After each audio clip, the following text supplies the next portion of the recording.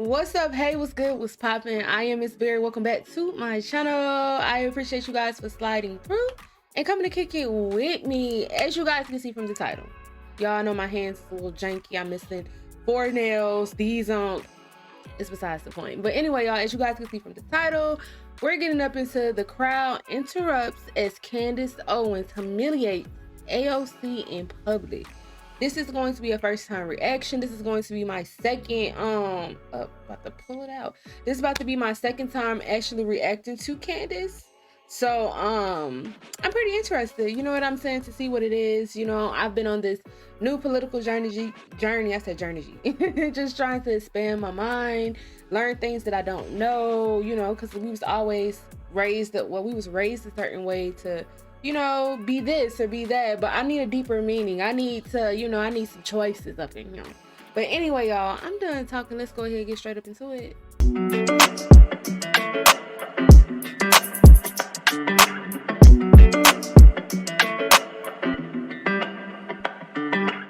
All right, y'all, so let's go ahead and get straight up into that video. I already got it pulled up, so let's press play. And the truth is that this is all by Democrat design. Our inner cities are all by Democrat design. Like Chicago, like Baltimore, and like Detroit, they have been run by Democrats for decades. We have been made to believe that the conditions in our cities are normal. We're supposed to turn a blind eye to the corruption, to the crime, to the gangs, and instead focus on what our media deems of more importance. We are instead told that we should be focusing on white people. We're supposed to be reactive and angry and fearful about white supremacy, when in fact, it is liberal supremacy that is harming our communities. I say this all the time. You show me a neighborhood where there are liberal policies that reign supreme, and I will show you a neighborhood where Black Americans are struggling in this country. Excuse me. For decades, we have been disrespected by the Democrats. We have empowered their party, lined the pocket of their politicians, and we have gotten positively nothing in return for our blind allegiance and faithfulness. I've recently begun to immerse myself, as I told you all yesterday, in old videos and interviews of Dr. Martin Luther King Jr. And I came across an interview of him from 1964, where he was underscoring the problems that were in Black America at that time, and here's what he mentioned. I will quote: school dropouts, crime rates, illegitimacy, rioting, and other social evils, end quote. I find that list to be really interesting because he spoke that list 55 years ago. And yet today, across all of those categories, we not only have the exact same problems, but the problems have worsened. How is that possible? Yeah. How is that possible in a society that has experienced so much social progress that we are seeing a decline in the Black community? The statistics of illegitimacy, crime rates, and illiteracy have worsened since the time of segregation and Jim Crow. In that same interview, Dr. King said something that I thought was timeless. He said, "It is both socially and morally suicidal to continue a pattern of deploring effects while failing to come to grip with its causes." This is reminiscent of Albert Einstein's famed quote: "Insanity is doing the same thing over and over again and expecting different results." While neither of them could have been possibly speaking to the predicament that we are in today, their words are timeless because for the last 6 decades, Black America has found itself in a rhythm of insanity, voting for the same party. I'm sorry, y'all. The car is loud passing by outside now.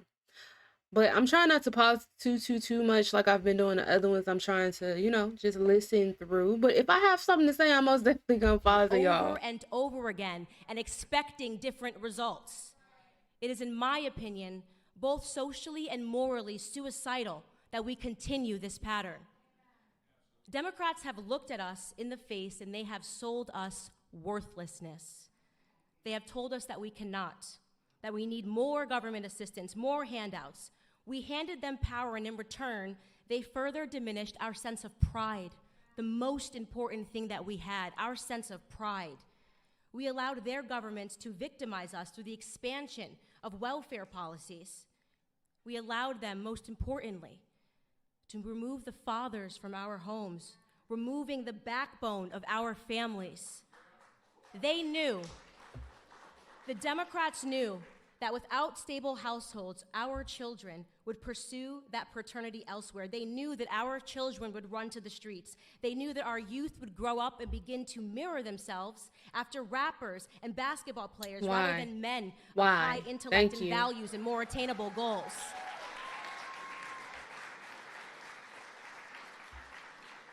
I'm sorry, y'all. Their media took away the Jeffersons, they took away the Winslows, they took away the Huxtables, and they gave us love and hip hop. They knew exactly what they were doing.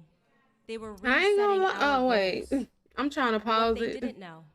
What they could have. I ain't gonna lie, y'all. I do like love and hip hop. I ain't really watched it. I used to like it when it first came out, but I don't even really watch TV too much. But I'm understanding her point. You know what I'm saying? And what she's saying about the more important things. Like, I just kind of feel like she's almost saying like they're trying to, I wouldn't say handicap, but it's just like make a way where you always need assistance or need this thing and need that thing. You know what I'm saying? If that makes sense. Never predicted. I think. I don't know if I said I feel, but I think. think.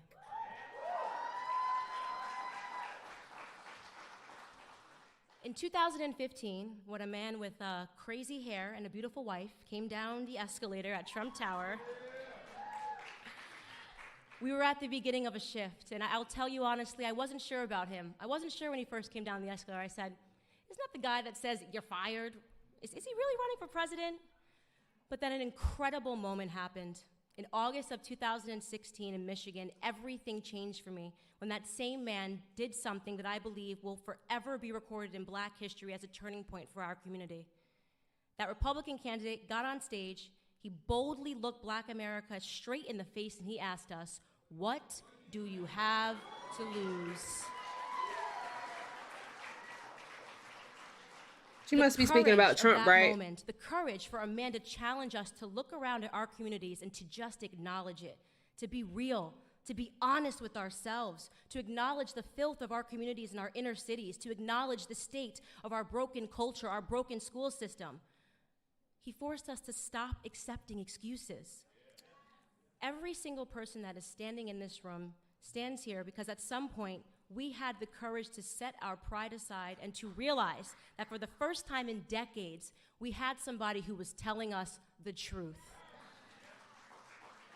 Yeah, I'm going to chime in and say that I feel like, you know what I'm saying? Trump, I'm pretty sure she's speaking on Trump at this point, I think. But if she is speaking on Trump, Trump has always kept it honest and real, despite what anybody thinks about him, who likes him, who don't. He always kept it honest and real for the most part, just said how it was, all the time, all the time.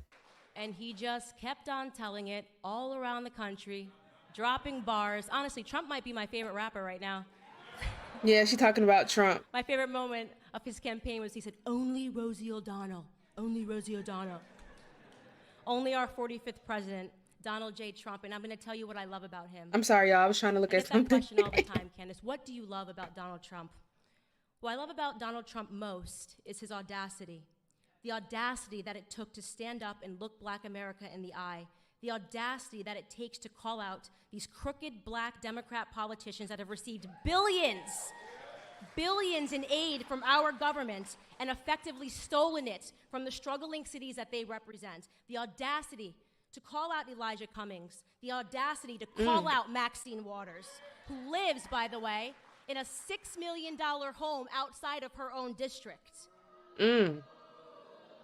President Donald Trump has both the spine and the audacity to save Black America. It takes a lot of guts, and we all know this. When you wake up as a Black American and you realize the truth and you have the courage to speak out about it, the racist leftist media will attack you. CNN is a racist network, in my opinion. Excuse me. I've watched them over the past year sanction the violence of Antifa against Black conservatives. They have referred to all of us last year in the same exact room. CNN referred to all of us as paid puppets. They said we were paid to be in this room. Paid puppets now. Because they cannot fathom that we would ever have the courage to stand up and to tell them no more. No more victim narrative, CNN. No more victim narrative, MSNBC. No more telling us that we cannot do something because of the color of our skin. No more fear politics. No more attempts to scare us into voting for you. No more lies. No more half-truths. They attack the one president that has done the absolute most for Black America than any president in American history because they are scared. And I'll tell you what they're scared of. They are scared of no longer being able to control us. They are scared that we are actually waking up to everything that they have done to us. It was Clarence Thomas, Supreme Court Justice Clarence Thomas, in 1991 who warned us against what the Democrats and the media would do to Black people like us. This is what he said, quote, "This is a circus. It's a national disgrace, and from my standpoint as a Black American, it is a high-tech lynching for uppity Blacks who in any way deign to think for themselves, to do for themselves, to have different ideas, and it is a message that unless you kowtow to an old order, this is what will happen to you. You will be lynched, you will be destroyed, you will be caricatured, rather than hung from a tree."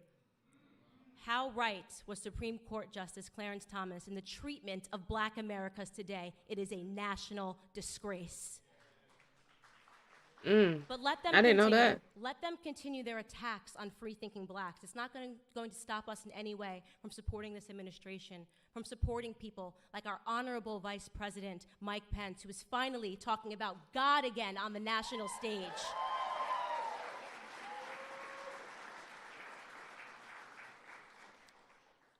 President Trump views us as Americans. And the answer, of course, to that question is that we had absolutely nothing to lose from taking a chance on him, and now we're winning. We want Trump. We want the victor narrative. We want opportunities. We want to be viewed as Americans first and foremost.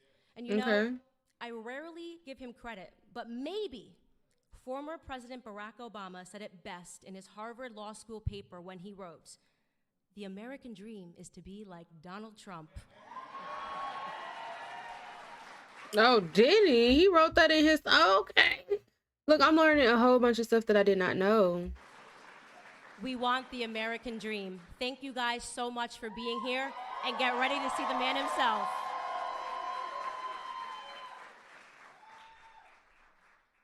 Okay. So we're gonna end that video right there like that, guys. I can't even... I'm doing too much, but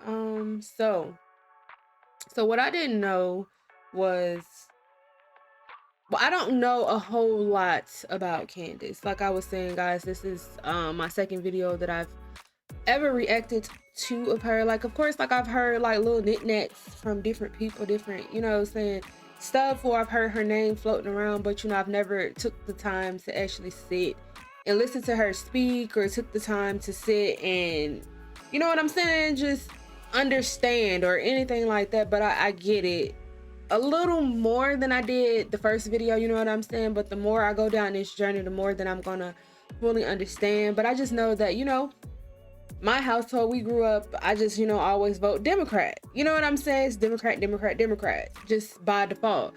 But just being older, 29 to be exact, you know, I'm almost 30. I just feel like I don't want to just vote Democrat, Democrat, Democrat, because that's just what I was just naturally defaulted to. You know what I'm saying? Like, I want to be able to learn more about the different political views. Like, I want to know this and that. I want to know about the liberals and the Republicans and the Democrats, and you know what I'm saying? I mean, I'm pretty sure, I say I'm pretty sure, but I'm pretty sure all of them pretty much have kind of like same meanings, but not all of them, but like leftists and all of that. But it's just nice to start digging a little deeper so I can form my own opinion and decide for myself, and not just by default, if you know that makes sense.